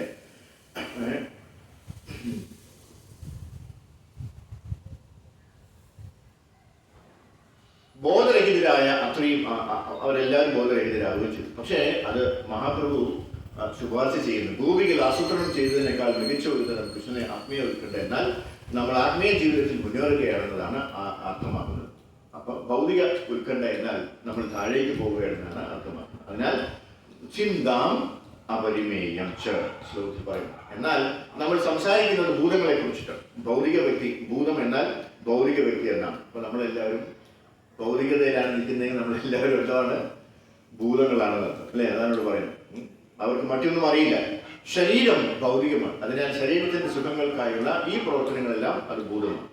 കൂടുതലോ കുറവോ അതിനാൽ സിദ്ധഭൂതങ്ങൾ അവർ ഉത്കണ്ഠരാണ്. എല്ലാവരും ഉത്കണ്ഠയാണ്. പക്ഷേ അവരുടെ ഉത്കണ്ഠ അപരിമേയം. സാധാരണ മനുഷ്യനെ പോലെ അവനും കുറച്ച് ഉത്കണ്ഠയാണ് അല്ലേ. ഇപ്പോ ഈ ഗൃഹസ്ഥരായിട്ടുള്ള ആൾക്കാർക്ക് അല്ലെ തീർച്ചയായിട്ടും ഉത്കണ്ഠ ഉണ്ടാവും അല്ലേ. എൻ്റെ കുഞ്ഞിന് നാളെ അഡ്മിഷൻ കിട്ടണം. ആ അഡ്മിഷൻ ആണെങ്കിൽ ഇത്രയും ഫീസ് വേണം അല്ലേ. അവൻ നല്ലതായിട്ട് പഠിച്ചു കഴിഞ്ഞാൽ നല്ല സ്കൂളായിരിക്കണം. ഒരു പുതിയ സ്കൂളിൽ കൊണ്ടുപോയി കഴിഞ്ഞാൽ നമുക്ക് എല്ലാവർക്കും ഉത്കണ്ഠയല്ലേ അല്ലേ. എങ്ങനെയുള്ള സ്കൂളാണെന്ന് നമുക്ക് അറിയത്തില്ല. അവിടുത്തെ ടീച്ചർമാരൊക്കെ എങ്ങനെയാണ് കുഞ്ഞിനോട് പെരുമാറുന്നത് നമുക്ക് അറിയത്തില്ല അല്ലേ. അയ്യോരൊക്കെ പഠിപ്പിച്ചു കഴിഞ്ഞാൽ എൻ്റെ കുഞ്ഞിന് നല്ല ഭാവി ഉണ്ടാവുമെന്ന് അർത്ഥം അല്ലേ. എനിക്ക് MBBS അഡ്മിഷൻ വാങ്ങിക്കാനുള്ളതാണ്, അത് കിട്ടുമോ എന്നുള്ളൊരു ഉത്കണ്ഠ ഇപ്പോഴേ തുടങ്ങി. എവിടെ കൊണ്ട് ചേർത്ത് 1ാം ക്ലാസ്സിൽ അല്ലേ. ഇപ്പോഴേ അല്ലേ മാലജി ഉത്കണ്ഠയില്ലേ ഉണ്ടല്ലേ. ഇവിടെ ഇരിപ്പുണ്ടല്ലേ അല്ലേ. എല്ലാവർക്കും ആ ഉത്കണ്ഠയുണ്ട്. അപ്പോൾ ഭൗതികമായിട്ട് ഈ ഉത്കണ്ഠ നമുക്ക് മാറ്റി വയ്ക്കാൻ പറ്റില്ലെന്നാണ്. മരണസമയത്ത് ഈ ശരീരം ഉപേക്ഷിക്കുമ്പോൾ പ്രാണയന്തം എന്നാണ് അർത്ഥമാക്കുന്നത്. ഉപാശ്രിത. പിന്നെ നമുക്ക് അടുത്ത ജന്മത്തിൽ സമാനമായ ഒരു ശരീരം ലഭിക്കും. അതായത് പ്രകൃതി നിയമത്താൽ ക്രമീകരിക്കുന്നതാണ്. പ്രകൃതിക്ക് ഒന്നും ചെയ്യാനില്ല, അത് യാന്ത്രികമായി പിന്തുടരും. നമ്മൾ ഒരു രോഗത്തെ ബാധിക്കുന്നത് പോലെ അല്ലെ. ആ രോഗം നമ്മൾ അനുഭവിച്ചു തന്നെ തീരണം. നമുക്കൊരു പനി വന്നു കഴിഞ്ഞാൽ നമ്മൾ പനി അനുഭവിച്ചാലേ പറ്റുള്ളൂ അല്ലേ. ആർക്കും വേറെ ആരും കൊടുക്കാൻ പറ്റുമോ? ഇല്ല. അതുപോലെ എന്നതാണ് പ്രകൃതി നിയമം. ആരും ഒന്നും ചെയ്യേണ്ടതില്ല. നിയമം അങ്ങനെയാണ്. പ്രകൃതി നിയമം എന്താണ്. അപ്പോൾ ഉടനെ നമ്മളിപ്പോൾ എന്തെങ്കിലും എന്തോ ഒരു കാര്യം നമ്മൾ വളരെ രുചിയായിട്ട് കഴിച്ചു, ഒത്തിരി അത് കഴിച്ചു. ഫോർ എക്സാമ്പിൾ പോട്ടെ, ചക്കപ്പഴം എന്ന് വിചാരിച്ചു, അല്ലെങ്കിൽ ചക്കയപ്പം. കുറച്ച് ചക്കയപ്പം പെട്ടെന്ന് കിട്ടിക്കഴിഞ്ഞാൽ നമ്മൾ എന്തോ ചെയ്യും? ഇങ്ങനെ ഓരോന്നായിട്ട് ഇങ്ങനെ കഴിച്ചുകൊണ്ടിരിക്കും അല്ലേ. ഇച്ചിരി തിരളിയപ്പം കൂടെ കിട്ടിയാലോ തീർച്ചയായിട്ടും നമ്മൾ വയററിയാതെ കഴിച്ചുകൊണ്ടിരിക്കും. രാവിലെ ഒന്നും കഴിച്ചില്ല, ഇത് തന്നെ കഴിച്ചുകൊണ്ടിരിക്കും. ഒരു ഉച്ച കഴിയുമ്പോഴത്തേക്ക് തുടങ്ങും അല്ലേ വയറ് വേറെ അല്ലേ. കാര്യം എന്താണ്? അവിടെ അത് ദഹിച്ച് കിട്ടുന്നില്ല അല്ലേ. നമുക്ക് ആവശ്യമില്ലാതെ ആവശ്യത്തിലധികം കഴിച്ചു കഴിഞ്ഞാൽ തീർച്ചയായിട്ടും ആ സിസ്റ്റം അവിടെ ബ്രേക്ക് ആവുകയാണ് ചെയ്യും. തീർച്ചയായിട്ടും നമുക്ക് എന്താണ് വയറുവേദന വരും, ലൂസ് മോഷൻ വരും, അങ്ങനെയുള്ള പ്രശ്നങ്ങളൊക്കെ വരും. അതുപോലെ തന്നെയാണ് ഇത് സ്വാഭാവികമാണ് അല്ലേ. അപ്പോൾ ഇവിടെ എന്താ പറഞ്ഞ ജീവിതകാലത്ത് നമ്മൾ നിലനിർത്തുന്ന ചിന്തകൾ, ആ ചിന്ത പ്രധാനമായി മാറുകയാണെങ്കിൽ സ്വാഭാവികമായും അത് മരണസമയത്ത് ആയി മാറും. അപ്പോൾ നമുക്ക് സമാനമായ ഒരു ശരീരം ലഭിക്കും. ഇത് പറഞ്ഞു വരുന്നത് അന്ധകാലേശം മാമേകം ശരത്മുക്ക കളയകരം അല്ലെ. നമ്മൾ എന്താണോ അവസാനം ചിന്തിക്കുന്നത് ആ തരത്തിലുള്ള ഒരു ശരീരമായിരിക്കും നമുക്ക് പിന്നെ കിട്ടുന്നത്. എന്താണ് വിജയത്വദേഹം പുനർജന്മ നൈതിമാം ഏകിക്കൗന്ദേയ. അപ്പോൾ നമ്മൾ എങ്ങനെ ചെയ്യണം? അസുരന്മാരെ പോലെയോ അല്ല. ചിന്ത ഉണ്ട് അല്ലെ, ഇത് ഭഗവത് ചിന്തയുണ്ട്. പക്ഷേ നമ്മൾ ഈ ശരീരത്തെക്കുറിച്ച് ചിന്തിക്കുകയാണെങ്കിൽ അത് വളരെ സുഖകരമായി എങ്ങനെ നിലനിർത്താം, ഇന്ദ്രിയങ്ങൾ എങ്ങനെ ആസ്വദിക്കാം, കൂടുതൽ പണം എങ്ങനെ നേടാം, കൂടുതൽ എന്താണ് സുഖഭോഗങ്ങൾ എങ്ങനെ കൈക്കലാക്കാം എന്ന് മാത്രം വിചാരിച്ചു കഴിഞ്ഞാൽ അത് പൈശാചികമായിട്ടുള്ള ജീവിതങ്ങളായിരിക്കും നമുക്ക് ഇനി കിട്ടാൻ പോകും. അല്ലെങ്കിൽ മൃഗതുല്യമായിട്ടുള്ള ജീവിതമായിരിക്കും നമുക്ക് ഇനി അടുത്ത ജന്മത്തിൽ കിട്ടാൻ. ഈ ജീവിതം എവിടെ നിന്നാണ് വരുന്നത്? അതിന് ചിന്ത ആവശ്യമാണ്. ലോകം ഒരുതരം ജീവിത രൂപങ്ങളാൽ നിർമ്മിച്ചില്ലാത്തതുകൊണ്ട്. എന്തുകൊണ്ട്? വ്യത്യസ്ത തരം ജീവിതങ്ങൾ എന്തുകൊണ്ട്? കാരണം വ്യത്യസ്ത ആഗ്രഹങ്ങളും പ്രകൃതി നിയമവും. നമുക്ക് എന്തുമാത്രം ചിന്തകളാണ് ഉണ്ടാവുക? 84 ലക്ഷം ചിന്തകളാണ് ഉണ്ടാവുക അല്ലെ. അതുകൊണ്ടാണ് ഭഗവാൻ അവിടെ 84 ലക്ഷം സ്പീഷീസ് ഉണ്ടാക്കി വെച്ചിരിക്കുന്നത് അല്ലെ. എൻ്റെ കുഞ്ഞിനൊരു കുറവും വരുത് അല്ലെ. അടുത്ത ജന്മത്തിൽ അവൻ്റെ ആഗ്രഹം അനുസരിച്ച് ഒരു സ്പീഷീസ് കിട്ടണമെന്ന് വിചാരിച്ചിട്ട്, ഒരു ശരീരം കിട്ടണമെന്ന് വിചാരിച്ചിട്ട് ഭഗവാൻ 84 ലക്ഷം സ്പീഷീസാണ് അവിടെ റെഡിയാക്കി ചെയ്യുന്നത്. അത് ഏത് വേണമെങ്കിലും നമുക്ക് തിരഞ്ഞെടുക്കാം അല്ലേ. അത് നമ്മളിങ്ങനെ ഓരോ ദിവസം തിരഞ്ഞെടുത്തിരിക്കേണ്ടതാണ്. അത് മോൾഡ് റെഡി ആയിക്കൊണ്ടിരിക്കുകയാണ് അല്ലേ. ചില അവസരങ്ങളിൽ അതിനിങ്ങനെ 2 കാലിന് പകരം 4 കാല് വരും. കാരണം ഓടണ്ടേ, ഏതെങ്കിലും മൃഗത്തിന്റെ പുറകെ ഓടണ്ടേ അതിന് കൊല്ലാനായിട്ട് അല്ലേ. അപ്പം നല്ല പല്ലുകൾക്ക് പകരം നല്ല കൂർത്ത പല്ലുകൾ റെഡിയായി വരും അല്ലേ. ആ മുഖത്തിനൊരു നീട്ടം വരും. പിന്നെ ഇത് ഓടണമെന്നുണ്ടെങ്കിൽ സ്പീഡൊക്കെ പിടിക്കണം, നല്ല വാല് വേണം അല്ലേ, വാല് വരും. അപ്പൊ നമ്മുടെ ആഗ്രഹങ്ങൾക്ക് ചിന്തകൾക്കും അനുസരിച്ചിട്ട് നമ്മുടെ അടുത്ത ശരീരം ഇങ്ങനെ റെഡിയാക്കി കൊണ്ടിരിക്കുകയാണ് അല്ലേ. അപ്പോൾ ഓരോരുത്തരും ചിന്ത എന്താണെന്ന് അറിഞ്ഞു കഴിഞ്ഞാൽ നമുക്കറിയാൻ പറ്റും ഏത് ശരീരമാണ് നമുക്ക് കിട്ടാൻ പോകും അല്ലേ. നമ്മളൊരു അമ്മൂമ്മയുടെ കഥ പണ്ട് പറഞ്ഞിട്ടുണ്ട്. അമ്മൂമ്മയുടെ അവസാനത്തെ ആഗ്രഹം എന്തുവായിരുന്നു? ഇച്ചിരി മീൻകറി കഴിക്കണമെന്നായിരുന്നു അല്ലെ. മീൻ കഴിക്കണം എന്നുള്ളൊരു താല്പര്യം. ഈ മീൻ എന്ന് പറയുന്നതും എന്താണ്, ദേഹം വിട്ടത് ഒരുമിച്ചായിരുന്നു. ശരീരം വിട്ട് ആത്മാവ് പോയി. ആത്മാവ് പിന്നെ എങ്ങോട്ടായിരിക്കും പോയത്? ഏതെങ്കിലും ഒരു പെൻഗ്വിന്റെ ശരീരത്തിൽ പോയി കയറും അല്ലേ. എന്താണ് പെൻഗ്വിനല്ല, എന്തോന്ന് പെൻഗ്വിനല്ലല്ലോ, പിന്നെ എന്താണ് സോറി, ഒരു പൊന്മാന്റെ ശരീരത്തിൽ പോയി കയറും അല്ലേ? അതിന് ഇഷ്ടംപോലെ മീൻ കഴിക്കാൻ പറ്റും. ആണോ? ആണോ? വേണ്ട. പിന്നെ ശരിയാക്കിട്ട് അതാണ് പറഞ്ഞത്. അങ്ങനെയുള്ള ചിന്ത ഒന്നും പാടില്ല അല്ലേ? ഇപ്പോഴേ നമ്മൾ അതൊക്കെ മാറ്റി വെക്കണം. ആ സമയത്ത് നമ്മൾ എന്ത് ചെയ്യണം? Yes, very good. അപ്പൊ ആ സമയത്ത് നമ്മൾ എന്ത് ചെയ്യണം? ഹരേ കൃഷ്ണ ഹരേ കൃഷ്ണ കൃഷ്ണ കൃഷ്ണ ഹരേ ഹരേ, ഹരേ രാമ ഹരേ രാമ രാമ രാമ ഹരേ ഹരേ, ഇങ്ങനെയൊക്കെ പറഞ്ഞെങ്കിലും ഇടയ്ക്കിടയ്ക്ക് നമുക്ക് ആ ചിന്ത വീണ്ടും വരും. ശരി, കിട്ടെങ്കിൽ കൊള്ളാം അല്ലേ? അപ്പൊ നമ്മൾ എന്ത് ചെയ്യണം? ഹരേ കൃഷ്ണ കൃഷ്ണ കൃഷ്ണ ഹരേ ഹരേ, ഹരേ രാമ രാമ രാമ ഹരേ. ആ ചിന്ത അത് വരും അല്ലേ? നേരെ മറിച്ച് അതിന് ചിന്തിച്ചുകൊണ്ടിരുന്നു കഴിഞ്ഞാല് നമുക്ക് ഉടനെ അടുത്ത ജന്മം കിട്ടും. അപ്പൊ ഈ ജീവിതം എങ്ങനെയാണ് പുഷ്പിക്കേണ്ടതെന്ന് നമുക്ക് നന്നായിട്ട് അറിയാം. അടുത്തത് ഇനി ഏത് ജന്മം എവിടെ ആയിരിക്കണം എന്നുള്ളതിന് തീരുമാനിക്കാനുള്ള എല്ലാ സ്വാതന്ത്ര്യവും നമുക്ക് തന്നെയാണ് അല്ലേ? അതുകൊണ്ട് ഇവിടെ ഭഗവാൻ ഉപദേശിക്കുന്നത് എന്താണ്? മന്മനാ ഭവമത് ഭക്തോ മധ്യാജീ മാം നമസ്കുരു അല്ലേ? മാമേ വൈശ്യസി സംശയം അല്ലേ? അസംശയം, സംശയിക്കേണ്ട ആവശ്യമില്ല. സംശയമില്ലാതെ നമുക്ക് നമ്മുടെ വീട്ടിലേക്ക് പോവാം. ഏത് വീട്ടിലേക്ക് പോവാം? ഹലോ കുഞ്ഞുങ്ങളെ, ഏത് വീട്ടിലേക്ക് പോവാം? നമുക്ക് അടുത്ത ജന്മത്തിലേക്ക് ഏത് വീട്ടിലേക്ക് പോവാം? കേട്ടുവല്ല, ഗോലോകത്തിലേക്ക്. അടിപൊളി, ഒരു കൈ. Very good. അവിടത്തേക്ക് പോകണം അല്ലേ? നമ്മൾ ഭഗവാന്റെ താമസത്തിലേക്ക് പോകാം. അതിന് നമ്മൾ എന്ത് ചെയ്യണം? ഭഗവാന്റെ സേവ ചെയ്യണം. പിന്നെ ഭഗവാന്റെ നിത്യദാസനാവണം. Very good. പിന്നെ ജപിക്കണം. എന്ത് ജപിക്കണം? ഹരേ കൃഷ്ണ കൃഷ്ണ കൃഷ്ണ ഹരേ ഹരേ, ഹരേ രാമ രാമ രാമ ഹരേ. ജപിക്കണം എന്ന് പറഞ്ഞാൽ പോലെ എന്ത് ജപിക്കണം എന്ന് കൂടെ പറയാം അല്ലേ? ആൾക്കാരുടെ പല രീതിയിലാണ് ജപിച്ചുകൊണ്ടിരിക്കുന്നത്. എല്ലാവരും ജപിച്ചുകൊണ്ടിരിക്കുമോ? പക്ഷെ ഇതല്ല ജപിക്കുക. വല്ല ഉപയോഗം ഇല്ല അല്ലേ? ഓക്കെ, അപ്പൊ അതാണ് നമ്മൾ പറയുന്നത് അല്ലേ? അപ്പൊ നമുക്ക് തിരിച്ച് നമ്മുടെ വീട്ടിലേക്ക് പോകാനായിട്ട് നമ്മൾ അതിനു വേണ്ടി വേണം നമ്മൾ എപ്പോഴും ശ്രദ്ധിക്കാൻ. അതാണ് നമ്മുടെ കൃഷ്ണലോകം, വൈകുണ്ഠലോകം. അവിടെ ചെന്ന് കഴിഞ്ഞാൽ നമുക്ക് യാതൊരു കുണ്ടങ്ങളും ഉണ്ടാവില്ല, അതായത് ഒരു വിഷമങ്ങളും ഉണ്ടാവില്ല.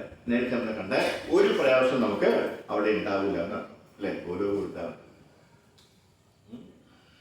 അപ്പോ ഇപ്പോൾ നമുക്ക് ഈ ഭൗതിക ശരീരമുണ്ട്, അത് നശിക്കും. എന്നാൽ ആത്മീയ ലോകത്തിലോ നമുക്ക് ആത്മീയ ശരീരം ലഭിക്കുമ്പോൾ അത് നശിക്കുന്നില്ല. ശാശ്വതമായ ജീവിതം. ചിത് എന്നാൽ അറിവെന്നാണ് അർത്ഥമാക്കുന്നത്. അതിനാൽ ഈ ഭൗതിക ശരീരത്തിൽ നമുക്ക് അറിവില്ല. നമുക്ക് ഇപ്പോൾ അപൂർണമായ അറിവ്, പരിമിതമായ അറിവുണ്ടെങ്കിലും അത് ആത്മീയ ജീവിതത്തിലേക്ക് നമ്മൾ നയിക്കാൻ ഉതകുന്ന അറിവാണെന്ന് അർത്ഥം, അല്ലെങ്കിൽ അതിലേക്ക് മാറ്റണമെന്നർത്ഥം. അപ്പോൾ എല്ലാവരും, ഓരോ മനുഷ്യനും ബുദ്ധിമാനായിരുന്നു. ഇതാണ് എന്താണ് ഭഗവാൻ നമുക്ക് പറഞ്ഞു തരുന്നത് അല്ലെ? ഒരു രാക്ഷസനെ പോലെ ജീവിച്ചിട്ട് എന്ത് പ്രയോജനം അല്ലെ? അപ്പൊ ഇവിടെ കൃഷ്ണൻ എന്താ പറയുന്നത്? എന്റെ ഭക്തനാകൂ അല്ലെ? നീ എന്നെ കുറിച്ച് മാത്രം ചിന്തിക്കൂ എന്നല്ലേ പറഞ്ഞ അല്ലെ? മന്മന മത് ഭക്തോ മധ്യാജി മാം നമസ്കുരു അല്ലെ? അതാണ് നമ്മൾ ചെയ്യേണ്ടത്, അതാണ് നമ്മൾ തുടരേണ്ടത്. അപ്പോൾ ഇതെല്ലാം അറിഞ്ഞിട്ട് നമ്മുടെ വീട്ടിലേക്ക് പോകാൻ നമ്മൾ ഇവിടെ നിന്നിട്ട് നമ്മുടെ എന്താണ് മൃഗജീവിതം നയിച്ചുകൊണ്ട് എന്തെങ്കിലും ഉപയോഗമുണ്ടോ? ഒരു ഉപയോഗം ഉണ്ടാവില്ല അല്ലെ? വിഷയ ഖലു സർവദാ വിഷയ എന്നാൽ ഭൗതിക ജീവിതത്തിന്റെ 4 ആവശ്യങ്ങളാണ്. എന്താണ് ഭൗതിക ജീവിതത്തിന്റെ 4 ആവശ്യങ്ങൾ അല്ലേ? അതാണ് വിഷയം. 4 ആവശ്യങ്ങൾ എന്താണ്? ഈ ഭൗതിക ശരീരം നമുക്ക് ലഭിച്ചിരിക്കുന്നിടത്തോളം കാലം നമ്മൾ എന്തെങ്കിലും ഭക്ഷണം കഴിക്കണം അല്ലേ? അപ്പോൾ ആഹാരം. പിന്നെ നമുക്ക് പട്ടിണി കിടക്കാൻ പറ്റുമോ? പറ്റത്തില്ല. അത് സാധ്യമല്ല. അതിനാൽ അതുപോലെ നമ്മൾ വിശ്രമിക്കണം. ആഹാരം കഴിച്ചപ്പോഴാണ് നമുക്ക് എന്ത് വരും? നമുക്ക് ഉറക്കം വരും. ആഹാരം, നിദ്ര, ഉറങ്ങണം. അതുപോലെ നമ്മുടെ ഇന്ദ്രിയങ്ങൾക്ക് നമ്മൾ ആനന്ദം നൽകുകയും സംതൃപ്തി നൽകുകയും വേണം അല്ലേ? ആഹാരം, നിദ്ര, മൈഥുനമായി. പിന്നെ വിഷയ ഖലു സർവദാസ്യ, ജീവിതത്തിന്റെ ഏത് രൂപത്തിലും പക്ഷികളെയും തേനീച്ചകളെയും കാണുക. ശരീരം നിലനിർത്തുന്നതിനോ ജീവിതത്തിന്റെ ആവശ്യങ്ങൾ നിറവേറ്റുന്നതിനോ അവർക്ക് ഒരു ഉത്കണ്ഠയുമില്ല. നമ്മളിവിടെ എത്രയോ പക്ഷികളെ ദിവസം കാണുന്നു, പ്രാവുകൾ അല്ലെ? കൊച്ചു കൊച്ചു കുട്ടികൾ, എത്രയോ കിളികളുണ്ട്. അവർക്ക് എന്തെങ്കിലും ഉത്കണ്ഠയുണ്ടോ? ഉണ്ടോ? ഇല്ല. അവർക്ക് ആവശ്യമുള്ള ആഹാരങ്ങളൊക്കെ ഇഷ്ടംപോലെ കിട്ടുന്നുണ്ട് അല്ലേ? അവർ ഈ 4 ചെയ്യുന്നുണ്ട്. ആഹാരം, നിദ്ര അല്ലേ, മൈഥുനം, പിന്നെ എന്താണ് പ്രതിരോധവും അവർ ചെയ്യുന്നു അല്ലേ? ആരെങ്കിലും അടിക്കാൻ വന്നു കഴിഞ്ഞാൽ അവരതിനനുസരിച്ചുള്ള, ഇപ്പൊ കിളികളെയൊക്കെ നമ്മൾ അടിക്കാൻ ചെന്നാൽ അവരെന്ത് ചെയ്യും? പറന്നു പോകും. അതാണ് അവരുടെ പ്രതിരോധം അല്ലേ? ഏതെങ്കിലും മരത്തിന്റെ മണ്ടയിൽ പോയിരിക്കും, എന്നിട്ട് നമ്മളിങ്ങനെ നോക്കും, നമുക്ക് എന്തെങ്കിലും ചെയ്യാൻ പറ്റുമോ? ഒന്നും ചെയ്യാൻ പറ്റുമോ? അതാണ് അതാണ് അവരുടെ പ്രതിരോധം. അപ്പോൾ ഭഗവാൻ എല്ലാവർക്കും എല്ലാ തരത്തിലുള്ള കാര്യങ്ങളും ഇടപാടാക്കി കൊടുത്തിരുന്നതാണ് അല്ലേ. അവിടെയുണ്ട് ഒരു ചെറിയ ഫലം, അത് മതി, അത് ഭക്ഷണം കഴിക്കുക എന്നതാണ് ഉറങ്ങുക. ഏതെങ്കിലും വൃക്ഷം അവർ മുകളിൽ ഇരുന്ന് ഉറങ്ങും, അപ്പോൾ ഭക്ഷണം കഴിക്കുക, ഉറങ്ങുക, ഇണം ചേരുക. പക്ഷിയോടൊപ്പം മറ്റേ എന്താണ് അവർക്ക് കുട്ടികളുണ്ടാവും. അപ്പൊ ഇതെല്ലാം മനുഷ്യനും ചെയ്യുന്നുണ്ട്, മൃഗങ്ങളും ചെയ്യുന്നു അല്ലേ. അപ്പൊ അതിൽ നിന്നൊക്കെ നമ്മൾ വ്യത്യസ്തമാവണമെന്നുണ്ടെങ്കിൽ നമ്മൾ എന്ത് ചെയ്യണം? നമ്മൾ ഭഗവാന്റെ സേവയിൽ നമ്മൾ ഏർപ്പെടണം അല്ലെ. ഭഗവാന്റെ സേവയിൽ ഏർപ്പെടുകയും ഭഗവാന്റെ നാമം പറഞ്ഞു കഴിഞ്ഞാൽ മാത്രമേ. അവിടെ എന്തോ ആക്രമിക്കുന്നുണ്ട് കേട്ടോ. ഇല്ല, ഓക്കെ. ഭഗവാന്റെ സേവയിൽ ചെന്ന് കഴിഞ്ഞാൽ നമുക്ക് എവിടെ പോകാൻ പറ്റുള്ളൂ? തിരിച്ച് ഗോലോകവൃന്ദാവനത്തിലേക്ക് പോകാൻ പറ്റുള്ളൂ. അതല്ല എന്നുണ്ടെങ്കിൽ 84 ലക്ഷം ജീവരാശികൾ നമുക്ക് അവിടെ റെഡിയായിക്കൊണ്ട് അല്ലേ.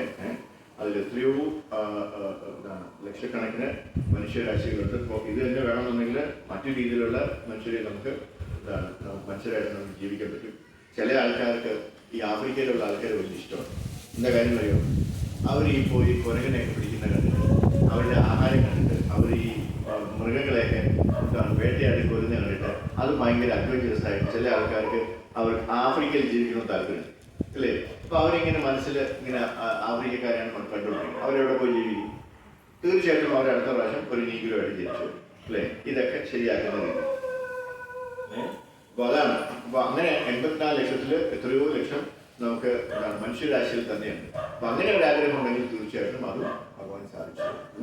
അപ്പൊ ഭഗവാൻ ഇവിടെ ഉപദേശിക്കുന്നത് മന്മനാം ഭഗവാൻ മൻഭക്തോ മത്യാജി നമസ്കരു. കൃഷ്ണനെ കുറിച്ചാണ് ചിന്തിക്കുന്നതെങ്കിൽ സ്വാഭാവികമായി നമ്മള് കൃഷ്ണന്റെ ഭക്തനാകും അല്ലെ. എന്നിട്ട് നമ്മള് എവിടെ പോകും? ഭഗവാന്റെ ധാമത്തിലേക്ക് പോകും. നമുക്ക് തിരിച്ചു വരേണ്ടതില്ല.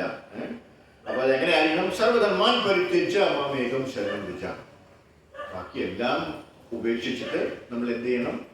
ഭഗവാനെ ശരണം പ്രാപിച്ചു കഴിഞ്ഞാൽ നമുക്ക് തീർച്ചയായിട്ടും ഭഗവാന്റെ ധാമത്തിൽ എത്താൻ പറ്റുന്നതാണ് ഭഗവാൻ നമുക്ക് ഉറപ്പ് തരികയാണ്. 66-ാമത്തെ ശ്ലോകം അല്ലേ. അപ്പൊ പിന്നെ നമ്മൾ എന്തിനാ സംശയിക്കുന്നത്?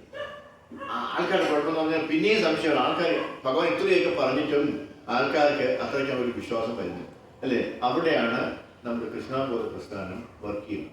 അതിനുവേണ്ടിയാണ് നമ്മൾ ഇങ്ങനെയുള്ള കാര്യങ്ങളൊക്കെ ചെയ്യുന്നതും ആൾക്കാരെ ബോധവാന്മാരാക്കാനും നമ്മൾ ശ്രമിക്കുന്നത്. അതിലേക്ക് വന്നു കഴിഞ്ഞാൽ മാത്രമേ അവർക്ക് ആ ബോധം കിട്ടൂ. എന്തായിരുന്നാലും അങ്ങനെ സർവധർമാൻ പരിത്യജ മാമേകം ശരണം വിജ അല്ലെ. അങ്ങനെ എല്ലാം ത്യജിച്ചിട്ട് ഭഗവാന്റെ നാമം മാത്രം ജപിച്ചുകൊണ്ടിരുന്നു കഴിഞ്ഞാൽ പ്രഭുപാദൻ എത്രയോ പ്രാവശ്യം പറഞ്ഞിട്ടുള്ളത് നമുക്ക് ഇതിൻ്റെ ഒന്നും ഒരു ആവശ്യമില്ല. ഒരു സെന്റ് സ്ഥലവും ഒരു പശുവും ഉണ്ടെങ്കിൽ നമുക്ക് ജീവിക്കാമെന്ന് പറയാം അല്ലേ. അതെങ്ങനെയാണ് നമ്മൾ അന്തപ്പെടുന്നത്? ഒരു ചെറിയൊരു കുടിൽ കിടന്നുറങ്ങാൻ വേണ്ടി മാത്രം. അവിടെ എന്തെങ്കിലുമൊക്കെ ഇങ്ങനെ വിതച്ചിരുന്നു കഴിഞ്ഞാൽ പശു ഇങ്ങനെ അതിൻ്റെ പുറത്തോട്ട് നടക്കും, ചാണകവും മൂത്രമൊക്കെ ഒഴിച്ച് അല്ലേ. നമ്മൾ പ്രത്യേകിച്ച് എന്നി അവിടെ ഇരിക്കുകയൊന്നും ചെയ്യേണ്ട ആവശ്യമൊന്നുമില്ല, വളവും തരേണ്ട ആവശ്യമില്ല. അതൊക്കെ സ്വാഭാവികമായിട്ട് വന്നുണ്ട് അല്ലേ. ഒരു 10 ദിവസം കഴിയുമ്പോഴത്തേനും ഓരോ നെറ്റ് ഇങ്ങനെ പൊളിച്ചു വരുന്നതാണ് അല്ലേ. ഒരു മാസം കഴിയുമ്പോഴത്തേനും അതിനൊക്കെ നമുക്ക് വിളവെടുക്കാൻ പറ്റും അല്ലേ. ഇങ്ങനെ തീർച്ചയായിട്ടും സന്തോഷമായിട്ട് ജീവിക്കാൻ പറ്റുമെന്നാണ് പറയുന്നത്. അത് അങ്ങനെയാണ്. അതിൻ്റെ പച്ച പിടിച്ചിട്ടാണ് നമ്മൾ എന്താണ് എവിടെയൊക്കെയോ എക്കോ വില്ലേജൊക്കെ വന്നത് ഇല്ലേ. അവരൊക്കെ എന്ത് സന്തോഷമായിട്ടാണ് ജീവിക്കുന്നത്. അതിനകത്ത് ഒരു സൈക്കിൾ പോലും കയറ്റില്ല, ഒരു സ്കൂട്ടർ മോട്ടോർ സൈക്കിൾ പോലും കയറ്റില്ല, കാറില്ല, ഒന്നുമില്ല. അതെല്ലാം നടന്നിട്ടാണ് പോകും. രാവിലെ ആകുമ്പോൾ ഈ സായിപ്പന്മാരെല്ലാവരും അല്ലേ തോട്ടിയായിട്ട് ഇറങ്ങും. അല്ലെങ്കിൽ അവരവിടെ പറഞ്ഞു പോയിട്ടില്ലേ, അവരെയൊക്കെ കണ്ടു കഴിഞ്ഞ് സായിപ്പാണെന്ന് തോന്നില്ല, അല്ലെങ്കിൽ നിഗരമാണെന്ന് തോന്നും. അങ്ങനെയാണ് ഇരിക്കുന്നത്. കാരണം ചെടിയൊക്കെ പോയിട്ട് ഇങ്ങനെ അവരൊന്ന് കുളിച്ച് കഴിയുമ്പോഴാണ് നല്ല കുട്ടപ്പന്മാരാണ് അല്ലേ. എല്ലാ സായിപ്പന്മാരാണ്. അവരൊക്കെ എന്ത് ആത്മാർത്ഥമായിട്ട് അവിടെ പണിയുന്നത്. അവർക്ക് ഒരു അസുഖവുമില്ല. ആ വില്ലേജിനകത്ത് അസുഖമേ ഇല്ല അല്ലേ. കോവിഡൊന്നും അവിടെ ബാധിച്ചിട്ടേ ഇല്ല. കാര്യം അവരാരും വെളി പോകും. എല്ലാം അതിനകത്ത് തന്നെയാണ്. അവരവിടെ സന്തോഷമായിട്ട് കഴിയുന്നത്. അപ്പൊ അങ്ങനെയൊക്കെ സാധിക്കാമെന്ന് ഇസ്കോൺ ഓൾറെഡി പ്രൂവ് ചെയ്ത് കഴിഞ്ഞു അല്ലേ. ഇതൊന്നും ഇല്ലാതെ തന്നെ അല്ലേ മറിച്ച് അത്രയും ഗംഭീരമായിട്ടുള്ള ഒരു പ്രസ്ഥാനത്തിലാണ് നമ്മൾ വിശ്വസിക്കുന്നത്. നമ്മളത് തീർച്ചയായിട്ടും നമുക്ക് അഭിമാനിക്കാൻ പറ്റും. നമ്മൾ യഥാർത്ഥമായിട്ടും ശരിക്കുള്ള വഴിയിലാണ് പോകുന്നത് എന്ന് നമുക്ക് അഭിമാനിക്കാം അല്ലേ. നമുക്ക് കുറച്ച് വിശ്വാസം മുന്നോട്ട് പോയാൽ പ്രഭാത് പറഞ്ഞതുപോലെ ഇനി എന്തൊക്കെ തലമുറഞ്ഞ് വന്നാലും, എന്തൊക്കെ കടകുഴി വീണാലും, എന്തൊക്കെ പ്രശ്നങ്ങൾ നമുക്കെതിരായിട്ട് വന്നാലും, നമുക്ക് എന്തൊക്കെ ആരോപണങ്ങൾ എതിരായിട്ട് വന്നാലും, ആരൊക്കെ നമ്മൾ ചീത്ത പറഞ്ഞാലും ദുഷിപ്പിച്ചാലും നെവർ ലീവ് ദിസ് കോമൺ അല്ലേ. അതാണ് ശ്രീല പ്രഭുപാദ് പറഞ്ഞത്. ആ പ്രഭുപാദരുടെ ആ ഒരു ഉപദേശം നമുക്ക് ശരിക്കൊണ്ടുകൊണ്ട് ഹൃദയത്തിലേക്ക് ഉൾക്കൊണ്ടുകൊണ്ട് നമുക്ക് ക്ലാസ് നിർത്താം. ഹരേ Krishna.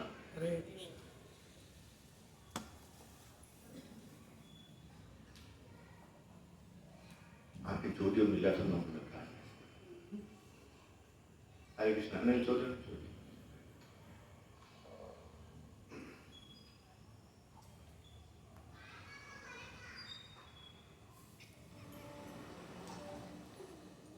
today's prasadam is sponsored by Anaru. So, Bhagavad Gita Granth Raj ki jai, Srila Prabhupada ki jai, Gurudev ki jai.